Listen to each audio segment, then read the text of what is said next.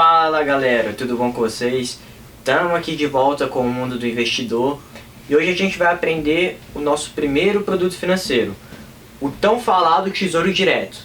De uma vez por todas, agora a gente vai entender o que é o Tesouro Direto. E aí, estão preparados? Vocês já pararam para pensar naquela historinha toda que eu contei, né?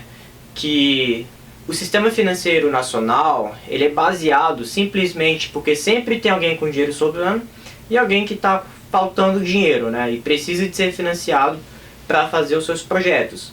A partir daí, a gente veio com aquela historinha de renda fixa, renda variável, e aí a gente está com o primeiro produto financeiro da gente. Você pode fazer o link que tudo faz sentido agora. Porque essa parte da renda fixa nada mais é do que o governo pedindo dinheiro emprestado para poder tocar os seus projetos. E ele faz isso por meio do Tesouro Direto, tá bom? Vamos pensar o seguinte, o governo ele tem as suas despesas e ele também tem as suas fontes de receitas. Então quando a gente pensa em governo, em fonte de receita, a gente pensa logo em impostos. Isso mesmo, mas nem sempre os impostos são suficientes para poder pagar todas as despesas que ele tem, porque ele paga os funcionários públicos, faz hospitais e faz outras coisas com seu dinheiro para poder estar fazendo o bem-estar da sociedade se elevar ao máximo, ou pelo menos deveria fazer, né? E aí quando a gente pensa nisso, a gente pensa logo naquela palavrinha que vem no Jornal Nacional, déficit primário. Então, aquele é o dinheiro que o governo está devendo. Então, se ele está devendo, ele precisa pegar dinheiro emprestado por alguém. Mas a gente sempre vê esse déficit primário na casa dos bilhões de reais. Então, essa conta do déficit é só você pegar tudo que o governo arrecadou, com tudo que ele gastou, pronto, você tem o déficit primário ali. E aí ele vai pegar essa diferença e vai atrás de alguém que financie ele. E como é que ele faz isso? Simplesmente não vai ter um banco com 100 bilhões de reais sobrando. Então ele faz dívidas. Ele faz dívidas pequenas. Como assim? Ele faz isso por meio do Tesouro Direto. Então ele pega aquele amontoado de dinheiro que ele está devendo, divide em pequenas partes, e aí você vai comprando essas dívidas e ele vai te devolvendo com juros. E a gente diz também que o Tesouro Direto é o investimento mais seguro. Por quê? Porque quem é que deixa de pagar imposto, não é mesmo? Então sempre vai existir um imposto ali para você estar pagando, e o governo ele tem o poder de imprimir dinheiro em casos extremos. Então a capacidade de solvência do governo é a melhor no mercado financeiro. Se o governo quebrar, praticamente todo o resto está quebrado. Então por isso que a gente diz que o Tesouro Direto é o investimento mais seguro. Mas esses títulos eles são lançados com regras. A gente percebe que a partir da Lei de Responsabilidade Fiscal, aproximadamente ali no ano 2000, apenas a União está autorizada a emitir esses títulos. Porque antigamente, estados e municípios também podiam emitir esses títulos. Então, você pode encontrar aí na plataforma da sua corretora algum título antigo que negocia ainda dívida de estados e municípios. Mas esses eram os títulos antigos. Porque esses títulos também são baseados normalmente em longo prazo, são títulos mais longos ali, para dar tempo do governo gerar mais dinheiro e ir pagando também, tá certo? E aí vem a tão sonhada sopa de letrinhas que todo mundo quer aprender, né? É a sopa de letrinhas desses títulos. Cada letrinha representa um título federal, tá? Um título público, e cada um tem as suas características.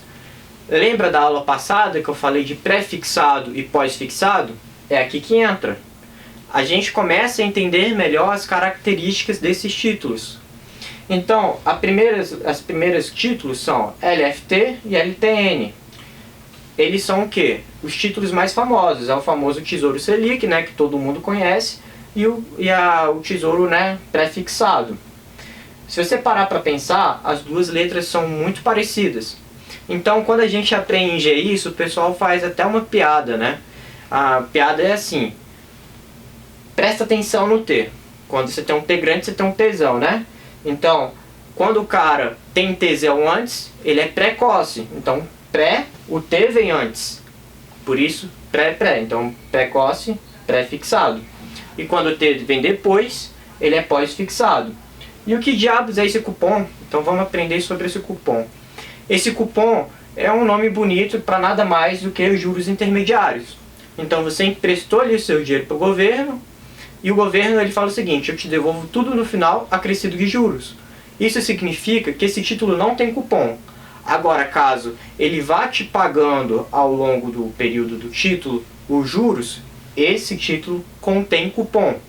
E por que esse nome cupom? É só uma curiosidade inútil, mas antes dos títulos serem negociados eletronicamente, eles eram negociados por via de papel. E quando eram negociados por papel, toda vez que você recebia um cupom, você podia ir lá no Tesouro e pegar o seu dinheiro daqueles juros intermediários. Então, por isso o nome cupom. Perceba que eu separei também os títulos pelos que contém cupom e os que não contêm cupom. Então a gente pensa o seguinte, ó, LFT, Tesouro pós-fixado, Tesouro Selic. LTN, pré-fixado, você já sabe quanto que você vai ganhar. E o LFT ele acompanha a taxa Selic. NTNB é o famoso IPCA+. Então a gente tem o IPCA que paga o principal, que não tem cupom, e a gente tem a NTNB que contém cupom, que é a NTNB normal, também IPCA+. E a NTNF? A NTNF nada mais é do que o Tesouro pré-fixado também, mas que contém pagamentos de cupom. Viu como não é tão difícil assim? Fica bem simples. Esses títulos, eles têm um valor de face, um valor inteiro. Então, por exemplo, vamos supor o título pré-fixado LTN sempre tem um valor de face 1.000, tá? Então, para você comprar um título desse, você teria que gastar, teoricamente, ali 1.000, só que ele é pré-fixado. Então, no final do período, ele sempre vale 1.000. Se você está investindo hoje 800, é porque no final você já sabe que vai ganhar 1.000. Entendeu? Então, esses R$200 seriam ali o seu lucro, porque você comprou ele por 800 hoje e no final ele vai valer 1.000. Dado essa conta, eu sei que esse título tem um valor. E por meio do Tesouro Direto, eu consigo comprar fatias desse título, para justamente deixar mais acessível para os investidores comprarem isso. Com isso, a gente consegue comprar títulos bem baratos, então a gente consegue investir ali a partir de R$31, R$32.